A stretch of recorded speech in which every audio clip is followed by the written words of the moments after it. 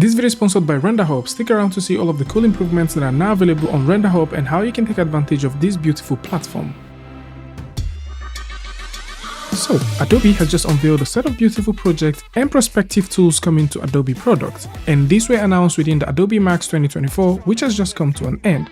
And just like last year and year before, Adobe Sensei, which is Adobe's code name for the AI, now rebranded to Firefly for their video and image generation tool, is getting better. And with the advancement of artificial intelligence, we are sure to see some impressive features which will soon be available across most Adobe apps. And the projects we are about to see are a wonderful testament of things to come, as the folks at Adobe continues to push the bounds of what artists, creators, and enthusiasts can do with the power of neural networks and artificial intelligence in various areas of creative media.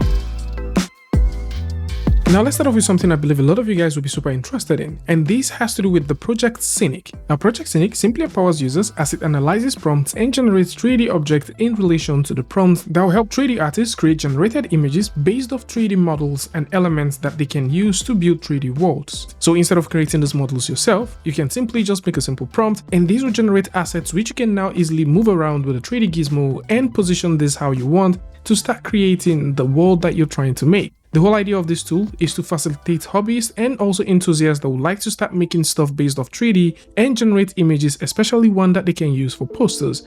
And with this tool, all you need to do is dial in a prompt and this will start creating the images for you. Multiple prompts can be added at any point in time, which in turn can lead to multiple 3D objects generated to suit the scene that you're trying to create. And with this simple example, we can see that we can now prompt a lot of trees. You'd also notice that there is no intersections with this, as this simply understands spacing and also positions different variations of trees around the camp that we're making.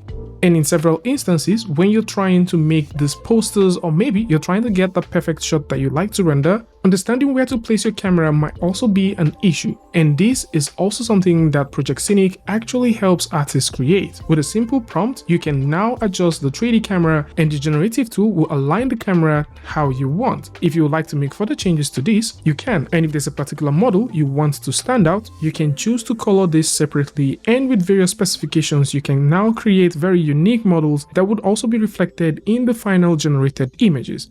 And just like we have with most generated prompts, this gives you 4 variations that you can pick from. And I believe this will lead to a very interesting use of 3D assets, especially for 2D artists that just want to make posters, or possibly for 3D artists that are looking at ways of bringing their ideas to life by making quick mockups. And I believe in the future, this will be integrated into tools like Substance Stager, or possibly this might be integrated into Substance Viewer, which is the brand new tool that is currently available in beta for those who haven't tried it out.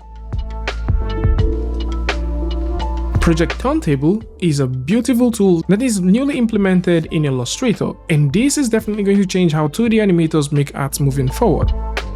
Imagine making a simple image and wanting to create a turntable of that image. With this, you can now easily do that. So instead of creating one frame over the next, you can easily start creating accurate turntable of any 2D character or image to give that 3D effect to the image or the character. And believe me when I say this is definitely going to save so much time, as 2D artists spend countless hours drawing and also making sure proportions are matching, angles are matching, and also various parts of the character are matching, especially when you have to change a particular direction. And with this tool, rotating your models whether vertically or horizontally is now done with a simple click, and with a slider, you can now achieve all of that. And this is super impressive, and to any of the characters that you've got, you can now use this easily. I mean, even if the character is being drawn from the side view, you can now easily use this to create a turntable, as with the case of a horse like this also approximates and compensates by creating new shapes for the character.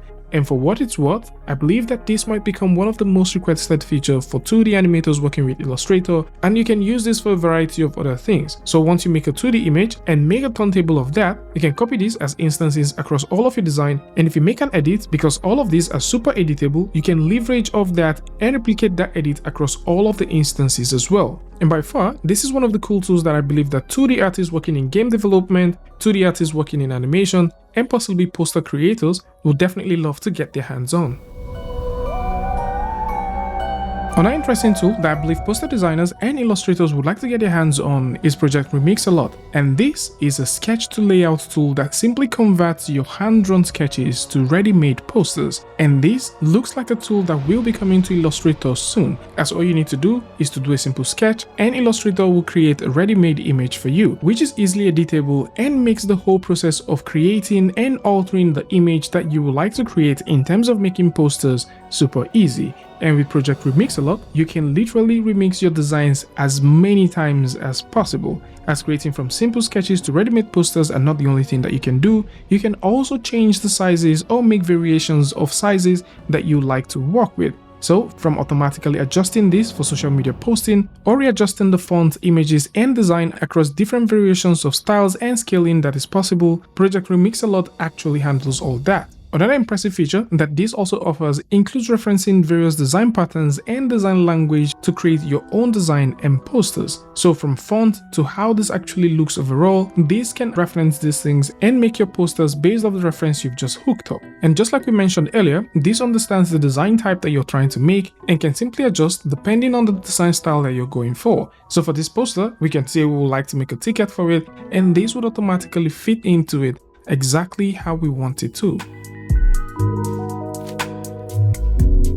And when it comes to photography and photo editing, one of the things that we actually focus on doing most of the times is compositing. And getting the perfect composition to harmonize various elements that makes up an entire image is where we get to spend a lot of time when compositing. And with Project PerfectBlend, this now makes compositing super easy for everyone, as all you need to do is to remove the background of the image that you would like to composite, place it in your preferred image, and you can simply use the new Harmonize button, which is a tiny little plugin that is now coming to Photoshop to compose and create a perfect blend of the image, as this simply uses a set of neural operations to fix the lighting and properly compose the image. And this looks super amazing, and it seems to work for every single case. So even if you choose to use a photo that seems to have overexposure and probably have the wrong shadow, maybe lighting is casting differently, shadows are all misplaced here and there, this can handle all that, as it simply fixes exposure, wrong lighting, and also shadow, as this uses the base image to fix and match the lighting, exposure, shadow, and shading of the overall image. And honestly, this looks like an Uno reverse algorithm from the sky feature that has always existed in Photoshop. So previously, once you get to bring in any image that has to do with sky and you like to change the overall look, all you need to do is use the sky feature that exists in Photoshop and you can manipulate the overall look of the image. And this feature for sure will be photographers and compositors' favorite. And the same appreciation we have for content aware is exactly the same appreciation that is what giving Project PerfectBlend. There's also another interesting project that has to do with Photoshop, which is called Project Hi.Fi. And this also comes in form of a plugin that quickly takes sketches, and with a simple prompt, this will generate high fidelity compositions with it. And this is pretty similar to other generative tools that we've seen. However, in Photoshop, this now works in real time. And because of how this project is being done, it simply retains the quality, lighting, and overall feel of the previous image it has generated. And with this, you can pull data from various Adobe apps as well. So one of the examples simply involves going over to tools like Illustrator, making a small sketch in there, converting that to an image, and sending that image right into Photoshop. You can also create multiple images with this prompt and load them all into one particular canvas and start creating high quality stuff. It is also worth mentioning that this doesn't only work with hand-sketched images or images that you just simply plug in. You can also hook up a camera to this and get real-time feedback of whatever changes that you're making. And with that, real-time compositing and also real-time image generation might just be something that will be coming to Photoshop pretty soon once this becomes publicly available. Sound design is one of those crucial parts that actually helps you translate your emotions from picture to your audience, as sounds generally makes the overall emotion of a scene to be felt by the audience. And Project SuperSonic takes this to a whole new level, as it simply uses prompt to generate audio within a given timeline. And now this is going to be calling our text to sound effects Gen AI model that's going to be generating audio on the fly in full 48 kilohertz sample rate. And it will, once it's finished generating, it's going to place it right in the timeline for me to audition alongside the video. And this sound authoring project allows for selection of subject and object within a scene, and it identifies this and also the action the subject or the object is making in the scene. And with a single click, this can automatically generate a prompt in relation to the object's behavior within the scene. And with that, you can automatically generate audio files and choose from the audio files which of them best fits for the project that you're working on. And it is impressive how this actually works. An additional feature includes the support of individualized recording, as creators can use their voices as references for the subject and with a little prompt guide Project SuperSonic towards the direction of the sound that they're trying to create. And a project like this definitely has a place in Premiere Pro. It just simply elevates your videos by adding sounds directly within the timeline based off the action of the object or subject that you're trying to art direct. And for sure, indie artists and video editors will find this one super useful and potentially use this as part of their workflow tools. And at several times when we make videos or capture moments, flashes and lens flares might be the disruption that would simply ruin those moments. And cleaning these frame by frame in tools like Photoshop or other DCC tools or movie making files might be super time consuming. And that is where Project Clean Machine actually comes in handy, as this can dictate obstructions, flashes and lens flare that ruins the moment, and with a single click of a button, the affected frames can be identified and these can be removed. And this does not only remove the disruption, the flashes and the lens flare effect, but at the same time it also recovers details within the affected frames, and this can be used for both simple and complex movie files. And the way this works is super useful, as it's not only limited to flashes, but can also remove occasional disruptions. And I do see this tool fitting right into Adobe's Firefly for video, as it simply comes with a lot of potentials and will help lots of videographers and also artists that work with light to achieve great results. Project InMotion is an animation-driven project for 2D and 3D motion graphic designers, and this provides a quick and easy animation set of tools for artists who like to control different kinds of reveals and morphing across various images. This looks super interesting, especially when you like to transition into another object by morphing one into the next, as Project InMotion is built to offer hobbyists and also motion graphic enthusiasts the ability to easily start making their own motion design without spending so much time within the timeline. As this also offers a medium where painting options via prompts can be generated for different styles of the art that you're trying to make. And depending on the given prompt, results can be generated and artists can choose from them. And prompting isn't the only way of generating results, as results can also be generated based off a reference image, which easily copies the style and reproduces the work to fit the reference image. And for those working with 3D, you can also enter a video sequence of a bland render and use a simple prompt to get a rendered version of the 3D video sequence that you've entered based off the prompts that you've dialed in. And this would make creating variations of a particular motion design rapid. And this looks really good and would offer a lot of opportunities for motion graphic designers. And here's one beautiful project that the folks at Adobe are currently pushing out, and they've actually started with a beta. So in this era of content creation and generation, knowing how contents are made and where they come from is pretty crucial, and Project Know-How promises to be more like the nutritional label that shows the condiments used in the creation of a specific artwork, as content metadata are part of the credentials that simply makes up the content, and this is currently considered and known as content authenticity and content credential, as this tool is promised to be available as a Chrome extension and also as a web app, which is currently in beta. And the idea is to know what, how, and who made a specific media content, mostly on the internet. And from my own standpoint, this is a very ambitious idea, which will greatly have an impact in the society. And images are not the only thing that you can find what credentials were used. You can also grab video clips of the internet and use this tool to find out where the original video file is from. And this as well is going to be very useful.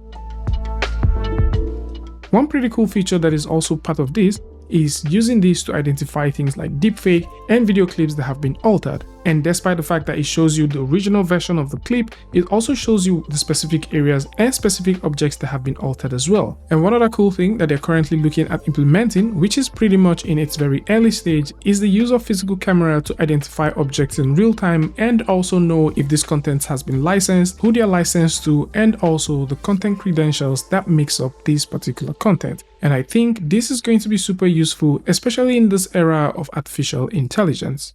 Something else that is super useful is Renderhub. Renderhub is an amazing 3D marketplace where artists can buy, sell, download, and also get artist-related resources. And one of the cool things with Renderhub version 2.1 is once you get on the page, you now have access to all of the gallery. So you can simply click on 3D art gallery and preview a ton of images that exist within the gallery. And to any of the images that you want, all you need to do is click, and you'd also be able to see the creator and the tools that were used in making these. And of course, if you'd like to see more stuff from the creator, all you need to do is go over to the page and you'll be able to have access to more stuff that these creators have made previously. The folks at Renderhub have also included one interesting cool update to their website. So once you're about to add an image to your art gallery, you can now easily select the content rating, which has been simplified and made more accurate. And of course, if you like to get free models, or possibly you're looking for free resources that you can use, then you might want to consider taking a look at the free category where there is a ton of things that you can totally grab for free. Additionally, the folks at Renderhub are currently running 2 interesting contests, and both of them are running till the 31st of October 2024. Links to this is going to be in the description for those who like to know more about these. So this is it. A huge shout out to the folks at Adobe for sharing their sneak peeks of tools and features that might be coming to Creative Cloud set of tools. Tell me what you guys think about this one in the comment section. Which of these sneak peeks were your best peeks, and I would like to know why.